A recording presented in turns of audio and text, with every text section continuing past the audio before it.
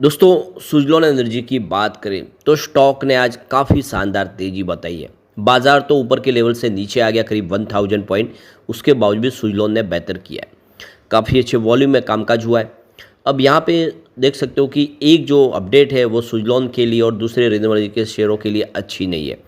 सरकार आईएसटीएस चार्ज को आगे नहीं बढ़ाएगी, यानी जो माफ़ी दी जा रही है आईएसटीएस चार्ज की वो यहाँ पे अब ख़त्म होती हुई दिखाई देगी। इससे क्या निगेटिव असर पड़ेगा वो समझने की कोशिश करेंगे, क्यों सरकार ऐसा कर रही है। दूसरी तरफ बाज़ार क्यों आज इतना नीचे आ गया शानदार तेज़ी के बाद। एक नई शानदार हाई बनते हुए दिखाई हमने 83,000 का सेंसेक्स ने आज लेवल टच किया, लेकिन क्लोजिंग 82,000 के आसपास ही रही। क्या ऊपर के लेवल से भारी प्रॉफिट बुकिंग दिखाई दे रही है, समझने की कोशिश करेंगे इस वीडियो के माध्यम से। इसके अलावा कुछ और अपडेट है जिसको समझने की कोशिश करेंगे। वैसे तो लग रहा था आज का माहौल कि अब बाज़ार वो दायरा तोड़ चुका है जो काफ़ी समय से उस दायरे में बाज़ार ट्रेड कर रहा है, लेकिन ऐसा हुआ नहीं, फिर बाज़ार नीचे आ गया।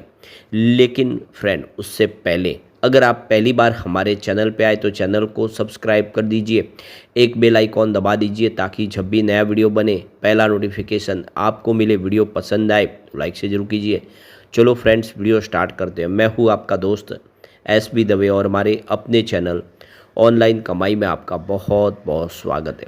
तो सबसे पहले बाजार की बात कर ले। आज BSE सेंसेक्स 82,055 के स्तर पे क्लोजिंग दी है, जहाँ पे 158 पॉइंट की तेज़ी थी, यानी 0.19% की तेज़ी देखने को मिली बाज़ार में।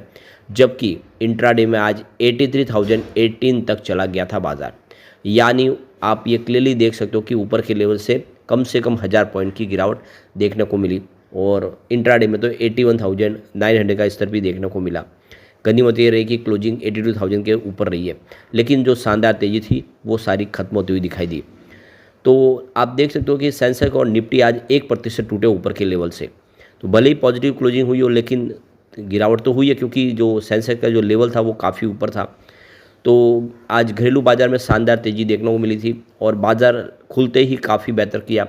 तो पॉजिटिव ग्लोबल संकेतों के दम पे बाज़ार में शानदार शुरुआत हुई और काफ़ी तेज़ी दोपहर तक तेज़ी जारी रही।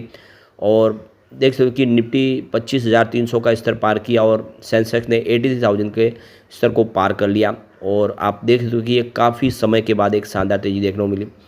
तो मिडिल ईस्ट के फिर से तनाव की खबरें जो आने लगी, उसकी वजह से आप देख दो स्टॉक के अंदर और सारे के सारे जो स्टॉक थे दबाव में आ गए और बाज़ार फिर नीचे आ गया कि अभी जो सीज फायर का मामला है हो सकता है उसमें कुछ और बदलाव हो। तो CNN की रिपोर्ट के अनुसार इजराइल डिफेंस फोर्स यानी IDF के एक अधिकारी ने बताया कि मंगलवार को ईरान से दागी गई 2 मिसाइलों को इजराइल की सेना ने रोक लिया है।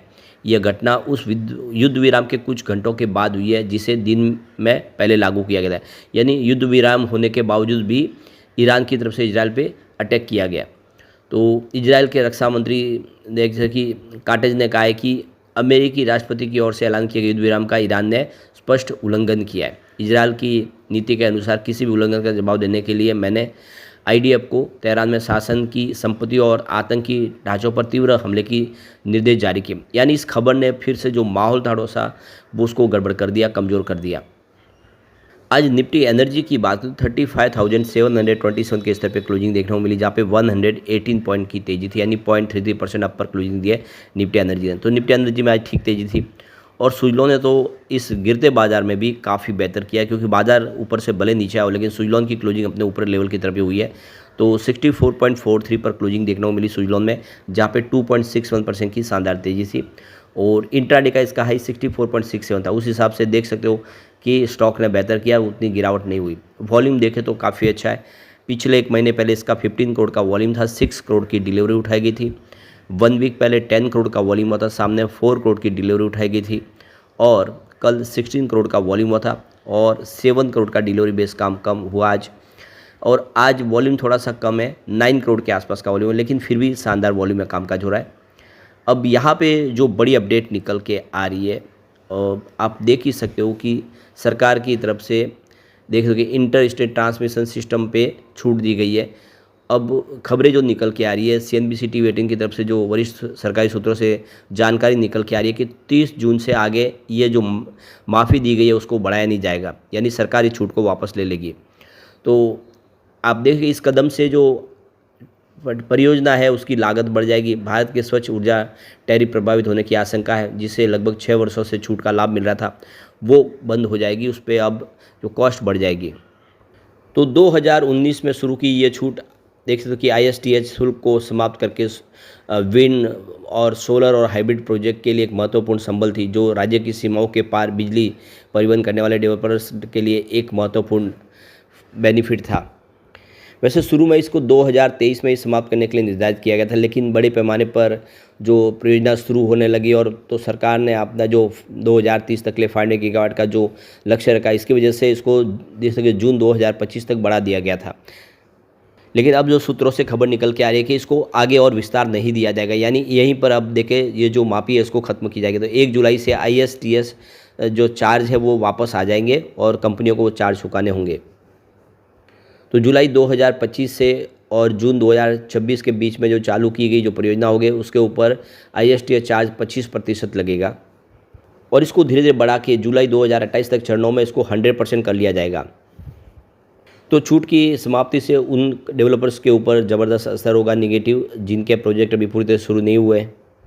वैसे जो रिन्यूएबल एसोसिएशन के जो जीपी उपाध्याय हैं, उनके नेतृत्व में सरकार से ये मांग की गई है कि जो फिलहाल आईएसटीएस चार्ज है उसको कम से कम 6 से 9 महीने के लिए बढ़ा दिया जाए, यानी तुरंत खत्म न करे, उसको थोड़ा समय दे ताकि जो डेवलपर है जिनके प्रोजेक्ट अभी शुरू की प्रक्रिया में वो पूरे हो पाए, उनको फ़ायदा मिल पाए। उनका कहना है कि बहुत सारे प्रोजेक्ट हमने इस आईएसटीएस चार्ज के छूट को ध्यान में रख के शुरू किए और वो अगर ख़त्म होगा तो फिर प्रोजेक्ट महंगे हो जाएंगे और वो किसी से हाल में हम प्रोजेक्ट को आगे नहीं बढ़ा पाएंगे। तो सरकार से डिमांड की, अब देखो सरकार इसको क्या पूरा करती है, तो देखना होगा। लेकिन लग रहा है कि इस बार सरकार माफ़ नहीं करेगी, ये चार्ज बढ़ाएगी तो फिर इन कंपनियों को प्रॉब्लम हो जाएगी, इनकी कॉस्ट बढ़ जाएगी और ऐसे में आने वाले समय बिजली का चार्ज बढ़ेगा तो फिर वापस थर्मल पावर की तरफ लोगों का रुझान बढ़ने लगेगा और जो रिन्यूएबल एनर्जी का सपना सरकार का वो पूरा होता वो दिखाई नहीं देगा। वैसे आप देखो कि सुजलॉन की झोली में लगातार ऑर्डर आ रहे हैं, काफ़ी अच्छा इसका काम है और काफ़ी सारे प्रोजेक्ट है जो 2-3 साल में कंपनी आराम से कंप्लीट करेगी। अभी रिसेंटली आप देखें तो MAPIN की ओर से इनको 170.1 मेगावाट का एक प्रोजेक्ट मिला, जो तीसरा रिपीट ऑर्डर है। लगातार कंपनी उनको ऑर्डर दे रही है।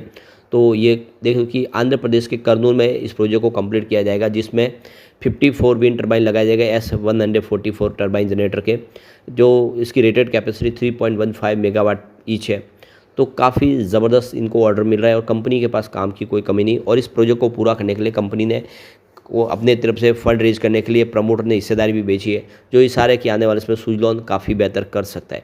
अब यहाँ पे रिजल्ट भी हमारे सामने Q1 आने वाला है। कंपनी का रिवेन्यू प्रॉफिट लगातार बढ़ रहा है, आप देख ही सकते हो। 2021 में कंपनी का रिवेन्यू 3,345 करोड़ के आसपास था, जो 2022 में बढ़ के 6,581 करोड़ तक पहुँचा।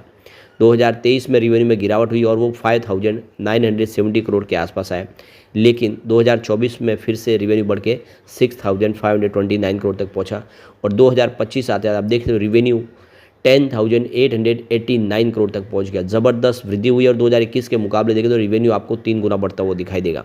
बात प्रॉफिट की करें तो 2021 में 100 करोड़ का कंपनी को प्रॉफिट हुआ था, लेकिन 2022 में 166 करोड़ का लॉस हो गया। 2023 में कंपनी को 2,887 करोड़ का ज़बरदस्त प्रॉफिट हुआ। इसमें कंपनी का अदर इनकम जुड़ी थी, जिसकी वजह से ये प्रॉफिट का आंकड़ा आपको बढ़ता हुआ दिखाई देगा। 2024 में 660 करोड़ का प्रॉफिट हुआ और इस बार 2025 में कंपनी का जो प्रॉफिट है 2,071 करोड़ तक पहुंच गया। ज़बरदस्त वृद्धि हुई है प्रॉफिट में, जो इशारा करेगा कि सुजलॉन आने वाले समय कमाल कर सकता है। लेकिन फ्रेंड्स, कोई भी इन्वेस्टमेंट करने से पहले अपने फाइनेंशियल एडवाइजर से एडवाइस ले ले या अपना खुद का रिसर्च करें, क्योंकि मैंने वीडियो आपके एजुकेशनल पर्पज़ के लिए ही बनाया। वीडियो पसंद आए तो लाइक शेयर जरूर कीजिए और चैनल को सब्सक्राइब कर दीजिए। Thank you friends.